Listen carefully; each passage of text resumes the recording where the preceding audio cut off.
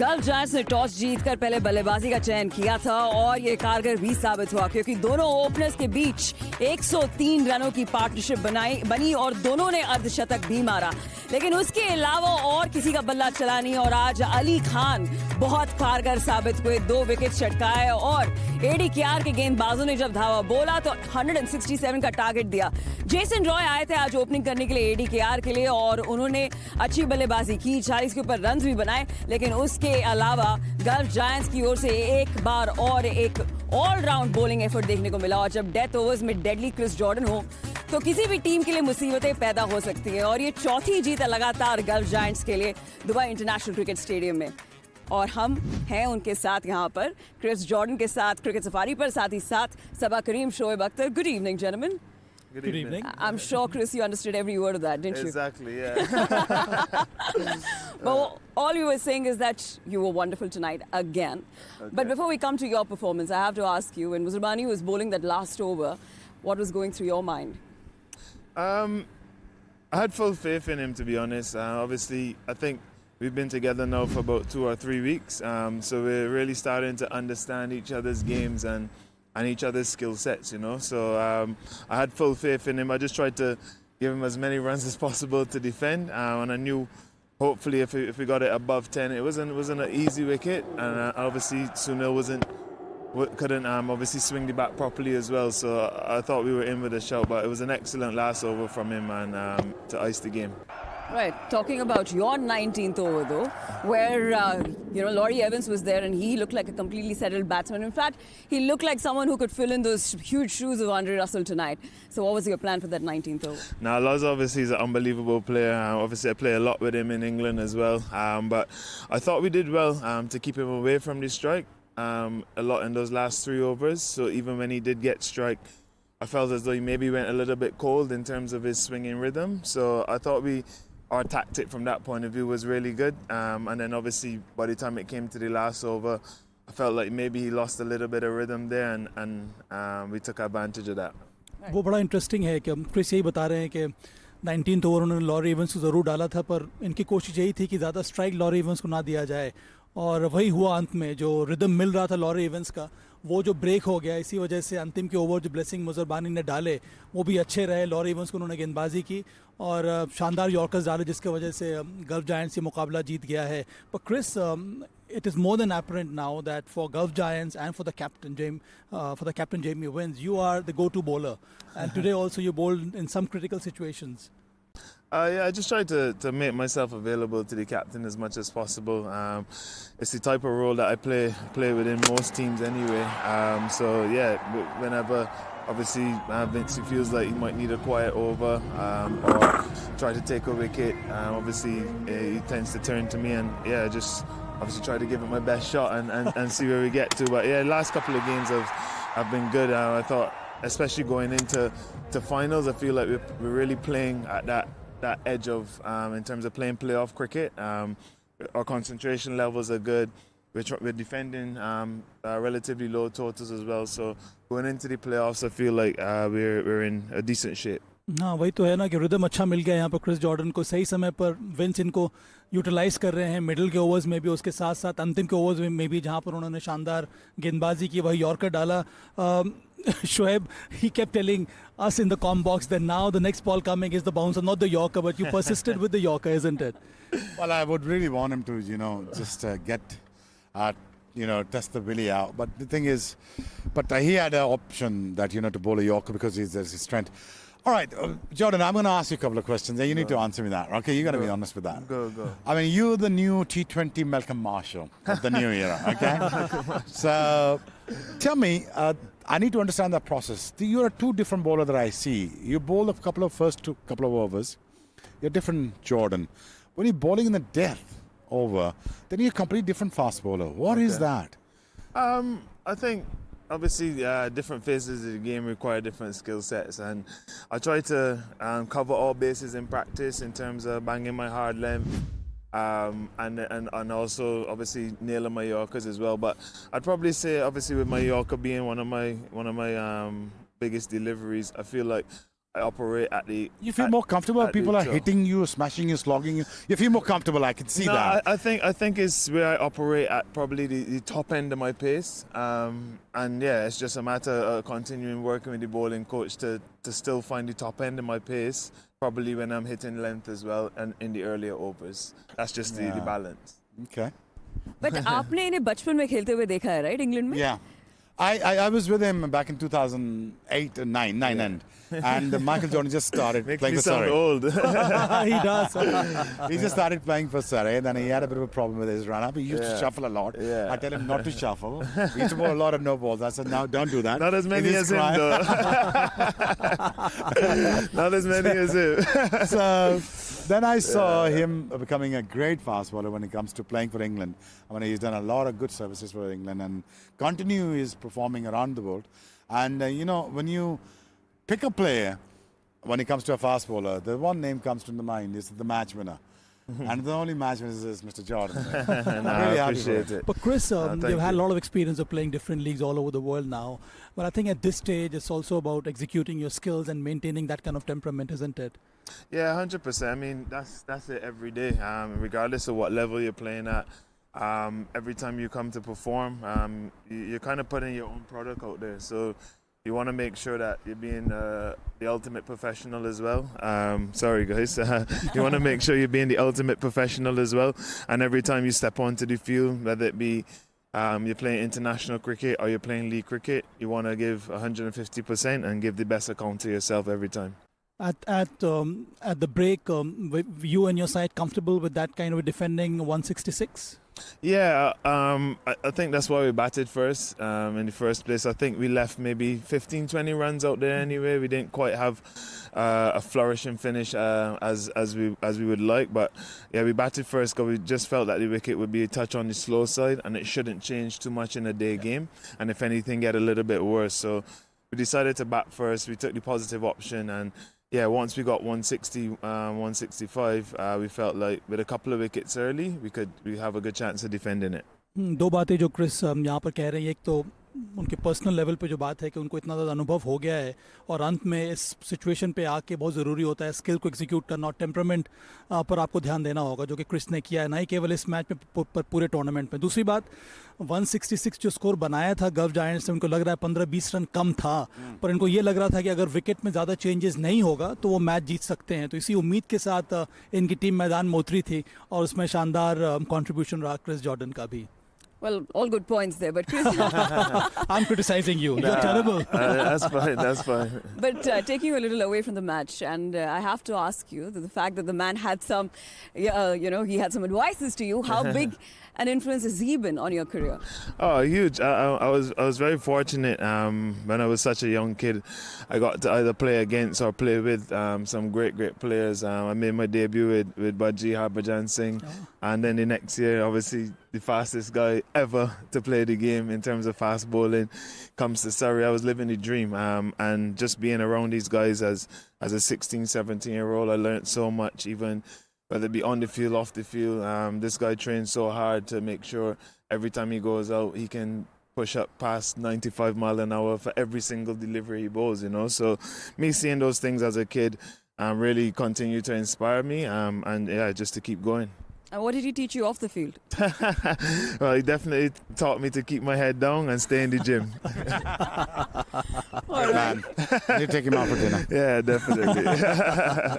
But Prince, you have qualified for the playoffs here. But if you talk about your team, is a bowling unit that has actually won you the last 3 games. You won 4 on a trot, especially in the stadium, but it is your bowling unit that has worked. Now the playoffs, you would want to perform as a complete unit. What are the things that you need to take care of? Probably, I thought for the most part of this game, we did everything right with the bat.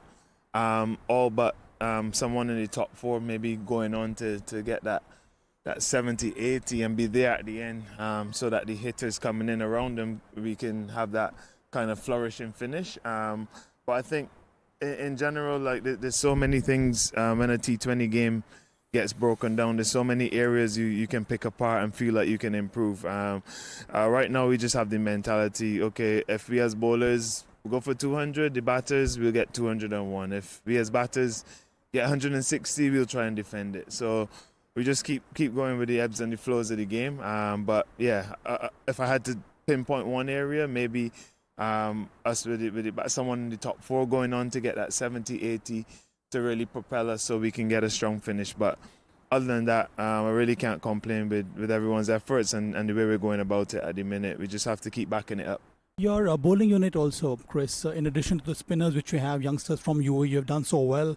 But among the pace bowlers, all three of you, you have kind of covered all the bases. For instance, you bowl different lengths. Jamie Overton hits the deck, gets the ball to nip both ways. And then you have someone like Blessing Muzerbani who bowls from such a terrific height and hits the deck again and gets the ball to move around. Yeah. So I think that also helps, especially in such conditions. Yeah, 100%. In an AT20 team, you try not to make the attack too samey. If you like, as you said, Blessing's tall, Jamie O hits the deck and probably shorter, a little bit skiddier.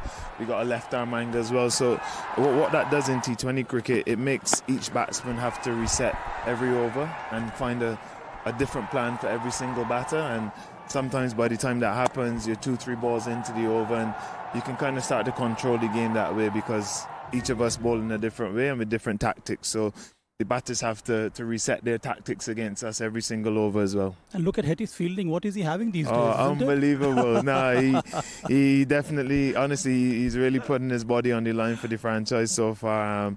He's really enjoying it. And it's great to see him having some fun with it as well. And the other day when he ran so much twos, he came off so tired, you know. But no, it's honestly great to see. And his best game is yet to come as well. That's right, even with the bat though, you know, in the last 3 games, he's been putting up a great show. But having said that, you're playing My Emirates next. And it's you and the My Emirates in the top 2 positions of the playoffs. Now, would you say that team is your biggest contender for the trophy? No, we definitely have to treat everyone with respect first and foremost. I think that's kind of what a lot of our success is built on. Every day is a new day. And we come and try to go through the processes with every opponent, and MI Emirates is no different. We will obviously have a nice day off tomorrow, and then start to build up towards that game on Tuesday. Put in our preparations and our planning in place, and then just trying to go out there and have some fun with it again. Lovely. Well, thank you so much. Cheers. I wish you all the best and do everything that Shoaib has asked you to do. Thank you, guys. Thanks, Chris. Thanks a lot, Chris. Thanks, man. Well done. Well, इसी के साथ लेंगे यहाँ पे एक छोटा सा break, लेकिन आप कहीं मत जाइएगा. देखिए, गल्फ जायंट्स ने ये मुकाबला 3 रनों से जीत तो लिया है, लेकिन अभी चर्चा बहुत बाकी है. Welcome back to cricket safari. हम आपको बता दें कि जी का परिवार तो हमें बहुत प्यार दे रहा है. 16 करोड़ 10 लाख लोगों ने पहले 18 मैचेस देखे, लेकिन उतना ही प्यार हमें स्टेडियम में भी मिल रहा है. दुबई इंटरनेशनल क्रिकेट स्टेडियम में आज ऑडियंस ने खूब जो है हमें मैच का लुत्फ उठाते हुए दिखाई दिए और झूमते हुए नजर आए, और कुछ इस तरीके का माहौल था. और क्यों ना हो, क्योंकि आज जो मैच था वो बड़ा ज़बरदस्त था. और आपको बता दें कि इसकी अहमियत क्या थी. तो जीतता उसकी जगह प्लेऑफ्स में पक्की हो जाती, और गल्फ जायंट्स ने अपनी जगह प्लेऑफ्स में पक्की कर ली है. तो आप गल्फ जायंट्स के सपोर्टर्स को जो खुश देख रहे हैं उसका कारण यही है. अब पहले 2 में तो यहाँ पे पोजीशन जो है माय एमिरेट्स और गल्फ जायंट्स ने पक्की कर ली है, और अब आखिर के 2 किसको बिलोंग करेंगे ये देखना बाकी है. आपको बता दें कि आज का मुकाबला करीबी तो था, लेकिन पहले इनिंग्स में ADKR ने 6 जो है कैचेस और साथ ही साथ हाफ चांसेस ड्रॉप किए. तो हमने सोचा हिटिंग जोन में आपको क्यों ना दिखाएं कि किस तरीके से और क्या टेक्निक है कैचेस को पकड़ने का. और हमारे साथ है निखिल चोपड़ा और सबा करीम. आज के मैच में ना कैचेस कई सारे छूटे हैं. अब हमने देखा जब नाइट राइडर्स पहले फील्डिंग कर रही थी तो शराफू ने वो कैच छोड़ दिया. उसके बाद जेसन रॉय जो कि नॉर्मली बहुत अच्छे फील्डर हैं, उनसे भी कैच छूट गया हेटमेयर का, जिसकी वजह से अंत में देखा जाए तो उसका फ़र्क पड़ा है. अब सही तकनीक क्या होती है कैच पकड़ने की, बहुत ही बेसिक है. मेरे साथ निखिल हैं, हम लोग कोशिश करेंगे ये बताने के लिए कि कैच किस तरह से पकड़ा जाता है. तो जब ऊंचा कैच आता है तो ये कोशिश तो यही होनी चाहिए निखिल के आप बॉल को है अपने शरीर के सामने ले आएँ, नज़दीक ले आएँ, उसके बाद बहुत आसानी से कैच को पकड़ें, उस तरह का कुशन अपने हाथ में बनाएं और बॉल को आप रिसीव करें. जितना आप रिसीव करेंगे उतनी आसानी होगी. उसमें भी 2 तरह की तकनीक होती है, वो तो आपको भी मालूम है. एक बार मैं दर्शकों को बता देता हूँ. एक तो आप जब कैच पकड़ते हैं, चेस्ट के अगर ऊपर चली गई बॉल अगर आ रही है, तब आप फिंगर्स आसमान की तरफ रख के कैच पकड़ने की कोशिश करते हैं, जो कि जेसन रॉय ने की थी. दूसरा कैच ये होता है जब चेस्ट के नीचे आए तो फिर आप की उंगलियां जो हैं वो ज़मीन की तरफ रहती हैं और फिर वो कैच पकड़ने की कोशिश करते हैं. अब जेसन रॉय से जो कैच छूटा, वहाँ पर वो कप ऊपर करके पकड़ने की कोशिश कर रहे थे, पर मुझे लगा जब वो कैच पकड़ने वाले थे उस समय उनकी जो आंखें हैं वो बॉल से हट गई, जिसकी वजह से कैच जो है उनके हाथ से निकल गया। अब जो शराफू ने जो कैच छोड़ा है वो पीछे मुड़ के जा रहे थे, पर उनके साथ हुआ क्या कि बॉल बहुत ज़्यादा दूर रही, वो बॉल के पास गया नहीं और दूर से कैच पकड़ने की कोशिश की। ये देखिए, आप भी पकड़ के दिखलाइए क्या हो रहा है यहाँ पे। जिस तरीके से ये तो शराफू जब कैच पकड़ रहे थे, अगर आप जज करेंगे, आप बॉल के नीचे आएंगे और छाती के आसपास आपके हाथ रहेंगे, तो यहाँ से अगर गेंद छटकती भी है तो आपके पास दूसरा चांस रहता है। सब मुझे जो लगता है जो जेसन रॉय वाली एक दिक्कत हो सकती है डे गेम में, क्योंकि स्टेडियम में आधा स्टेडियम उस समय एक तरफ छाए थी और दूसरी तरफ धूप। कहीं ऐसा तो नहीं है कि गेंद छाए से निकल के आ रही थी और वो तभी तो थोड़ा सा गेंद वो जज करने में वो लेट हो गए थे, इसीलिए वो खुद झुक के उंगलियां ऊपर थी। नहीं तो अगर सीधे खड़े रहते तो आराम से उंगलियां नीचे करके छाती की हाइट पे वो कैच पकड़ा जाता। एक और चीज़ निखिल जो अभी हमें देखने को मिल रही है, कई सारे जो क्रिकेटर्स हैं आजकल वो हमेशा फिंगर्स ऊपर करके ही पकड़ते हैं। अगर वो चेस्ट के नीचे भी कैच हो जाता है, उससे लिए करते क्या है कि वो नीचे बेंड हो जाते हैं, उसके बाद वो इस तरह से कैचेस पकड़ते हैं। आपको याद होगा ऑस्ट्रेलिया के जितने सारे फील्डर्स हैं उनकी यही तकनीक रहती है, चाहे वो स्लिप में हो या फिर आउटफील्ड में हो, हमेशा उनकी कोशिश होती है कि बेंड करके वो इस तरह से कैच पकड़ें। उससे फ़ायदा ये होता है कि आपकी पोजीशन अच्छी हो जाती है, पर उसके लिए बहुत ज़रूरी है कि आप ये जो आपकी जो हाथ जो है ना वो थोड़े बहुत आपको सख्त रखने चाहिए ताकि आप उसको होल्ड करें। मुझे लगा कि जेसन रॉय से जो कैच छूटा वो अंत में जब वो रिसीव करना चाह रहे तो उनका हाथ कुछ ज़्यादा ही ढीला हो गया, जिसकी वजह से वो कैच छूट गया। तो ये 2-3 तरह की टेक्निक्स होती हैं, पर बहुत ज़रूरी है कि आपको अभ्यास करते रहना होगा।